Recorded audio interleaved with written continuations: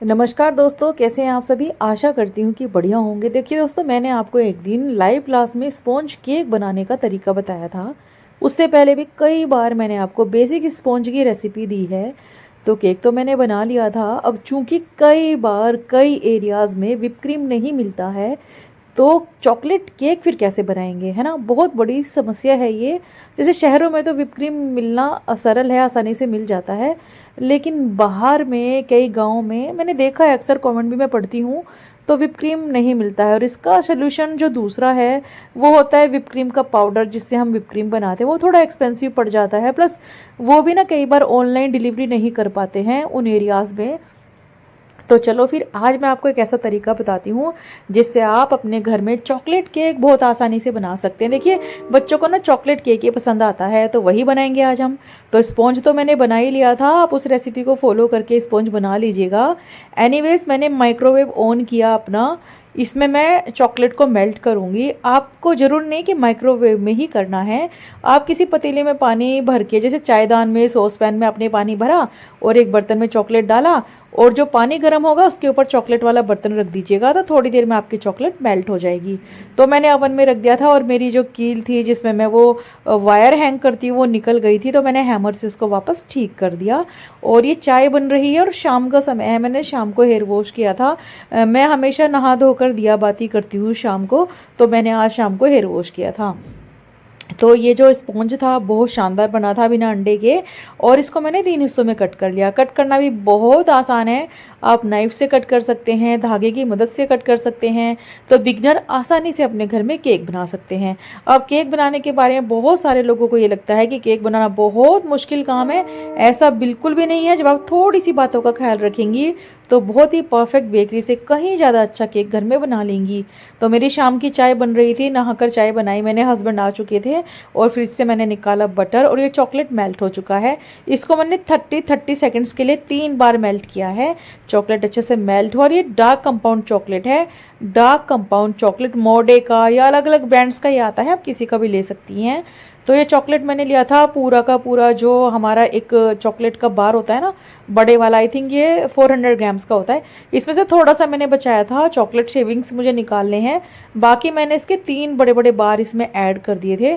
जब चॉकलेट अच्छे से मेल्ट हुआ तब मैंने इसमें बटर डाला, तकरीबन 1 टेबल स्पून। शाइन के लिए बटर डालते हैं, थोड़ा सा फ्लेवर भी अच्छा आता है। और बस अब हमने इसको अच्छे से मिक्स कर दिया। अब मैंने इसमें डाला था अमूल का फ्रेश क्रीम, वो मैंने डाला तकरीबन 1/4 कप। तो 3 बार में 1/4 कप मैंने डाला अमूल का फ्रेश क्रीम, अच्छे से मिला दिया। चॉकलेट थोड़ा सा गाढ़ा हो गया था, तो मैंने थोड़ा सा दूध इसमें डालकर इसको अच्छे से एडजस्ट कर लिया।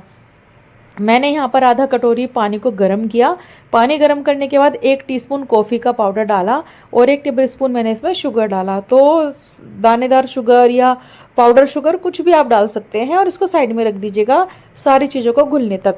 अब मैंने लिया है एक बेस, और ये चॉकलेट जो है उस बेस पे लगाया मैंने।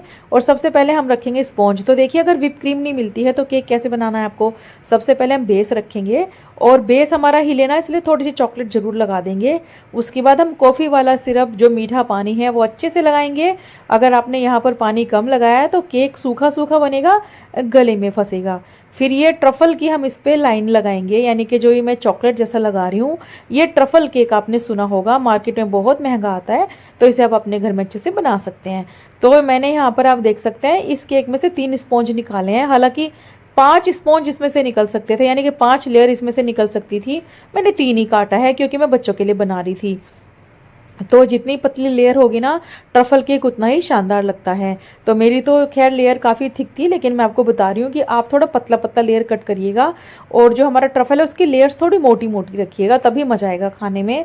और सर्दियों में आपकी चॉकलेट फटाफट जम सकती है। तो अगर आपको ऐसा हो रहा है कि आपकी चॉकलेट जमे जा रही है बार बार, तो गर्म पानी में अपना बोल रख लीजिएगा। तो आपकी जो चॉकलेट है वो मेल्टेड फॉर्म में रहेगी, और आप इजीली काम करवाएंगे। हालांकि जो ट्रफल है, हमें ना तो ज़्यादा मेल्टेड चाहिए ना ही ज़्यादा थिक चाहिए। हमें मीडियम साइज, मीडियम टेक्सचर वाला चॉकलेट चाहिए इस पे स्प्रेड करने के लिए।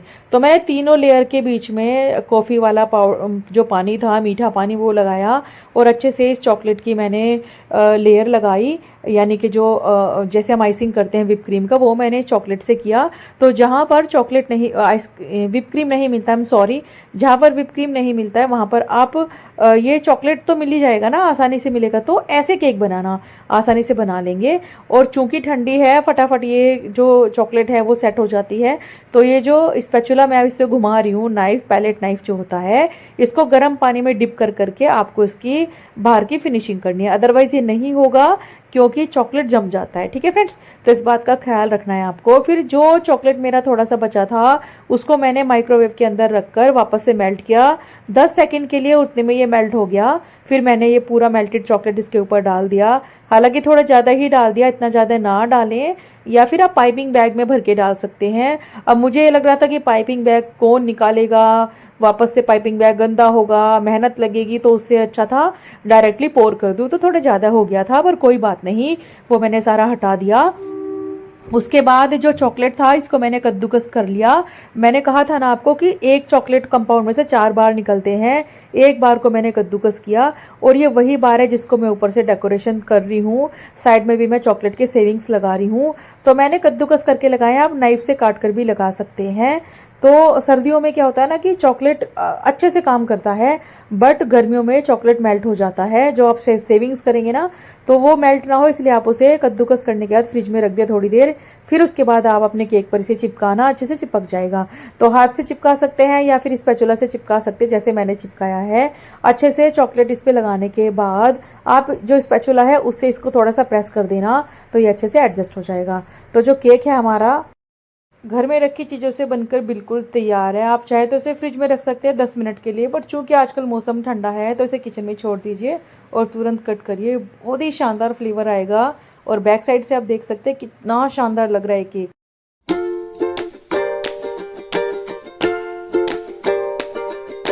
तो जी केक बनकर तैयार है, बिल्कुल भी मेहनत नहीं लगी और ना ही बाजार से कुछ स्पेशल लाना पड़ा। तो बिल्कुल निश्चिंत होकर आप अपने घर में आसानी से केक बना सकते हैं। तो चलिए अब इसे कट करके देखते हैं कि केक बना कैसा है।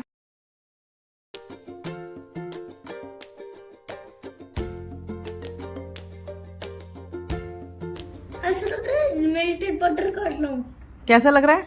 ऐसा लग रहा है मेल्टेड बटर काट रहा हूँ। इतना सॉफ्ट है।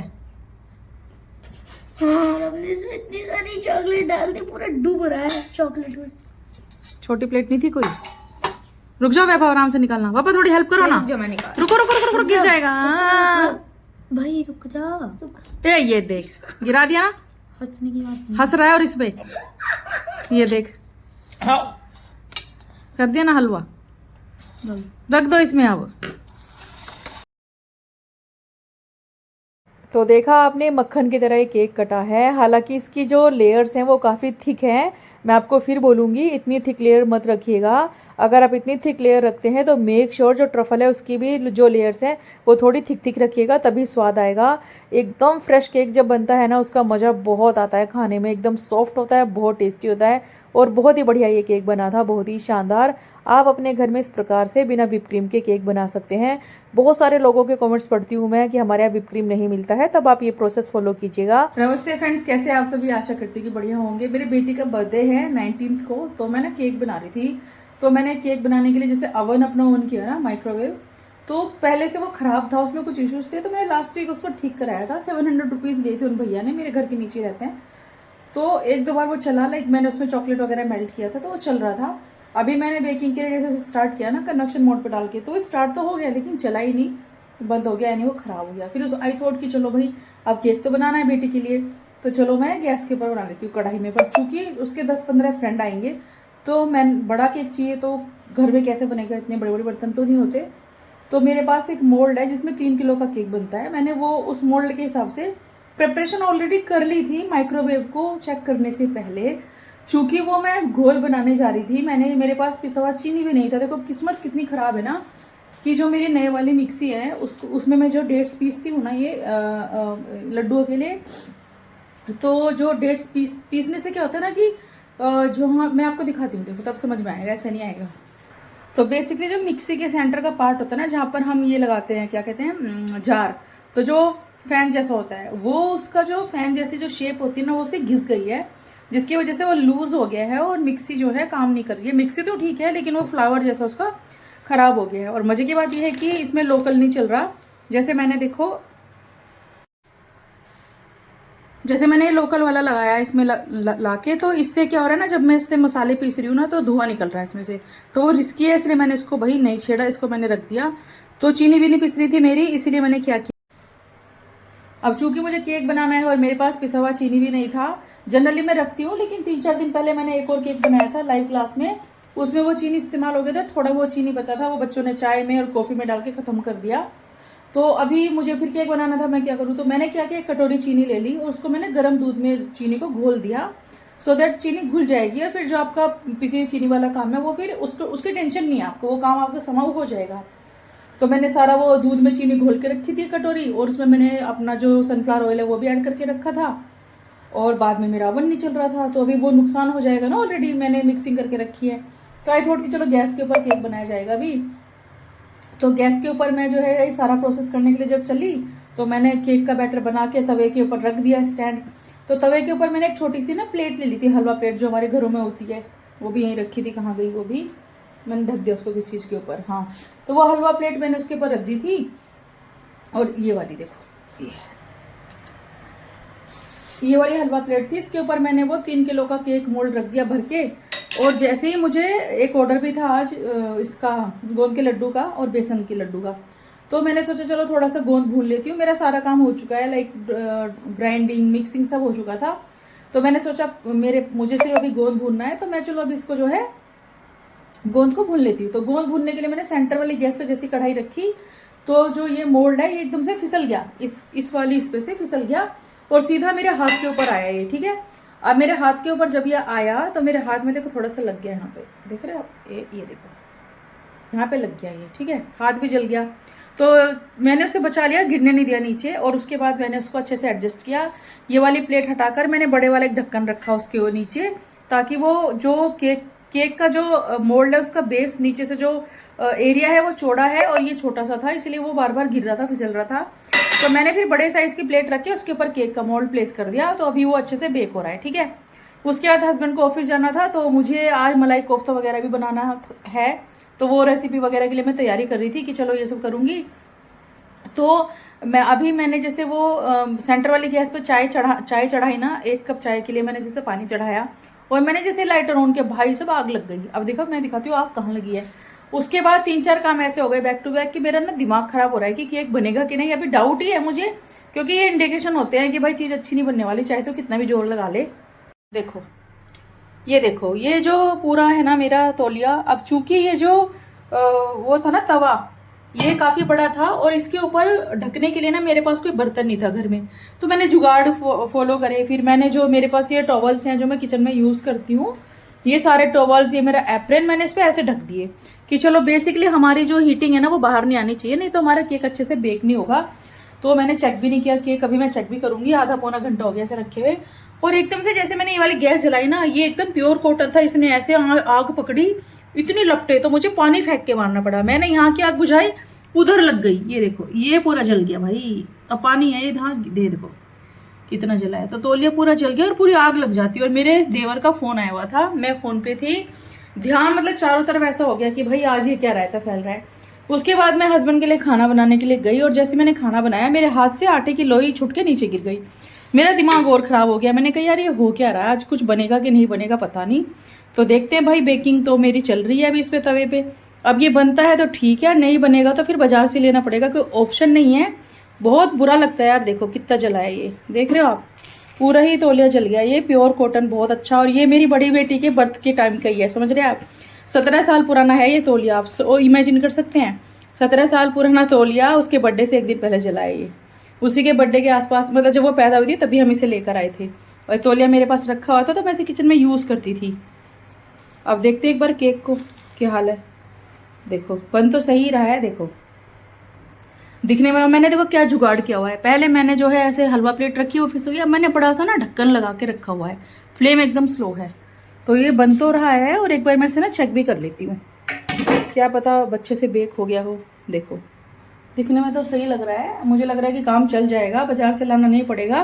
व्हिप क्रीम भी नहीं है, डार्क चॉकलेट भी नहीं है, वो सब भी एडजस्ट करनी पड़ेगी, बाजार से लाना पड़ेगा। तो देखो काम तो खैर सारे हो जाते हैं, ऐसा नहीं है कि भाई कुछ नहीं होगा, काम सारे हो जाते हैं। लेकिन हाँ ये देखो ये ऑलमोस्ट बेक हो चुका है। अच्छा क्या मैंने ये ढक्कन हटा के चेक कर लिया, क्योंकि इससे ज़्यादा इसको हम पकाऊंगे ना जल जाएगा। देखो सेंटर में से टूथपिक एकदम क्लीन आ रही है, तो मैं इसको बंद कर दूंगी गैस को। परफेक्ट एक हमारा बन चुका है। और देखो एक चीज़ और देखना आप, साइड पीस ने छोड़ दिए हैं, देखिए साइड भी ना इसने छोड़ दिया है, यू कैन सी, ये देखो। और बिना अंडे का है चॉकलेट केक, इसमें मैंने कॉफ़ी भी डाला है। तो अभी हम क्या करेंगे, इसको ना इसमें से हटा देंगे, ठीक है। इस पे से हटा के इसको हम इस वाली गैस पे रख देंगे, दूसरी पे, सो दैट ये ठंडा हो जाएगा। और वैसे तो मेरे पास है नहीं, हस्बैंड ने मुझे भी जाते जाते बोला है कि अगर तुम नहीं कर पा रही हो या केक बनाने में कोई प्रॉब्लम है तो मुझे कॉल कर देना, मैं बेकरी से ऑर्डर कर दूंगा। मैंने कहा I am putting my best यार, देखते हैं बनाने का। तो ये मैंने यहाँ रख दिया। अब हम क्या करेंगे, अब हम इसको ढक देंगे। ये देखो इसके ऊपर रखा हुआ था मैंने ये, तो ऐसे कर सकते हैं आप। और ये इस टाइम पे मेरे डोसा बनाने वाला तवा है, कुछ भी समझ नहीं आ रहा था क्या करूँ, दिमाग भी काम नहीं कर रहा है, तो हो गया ये।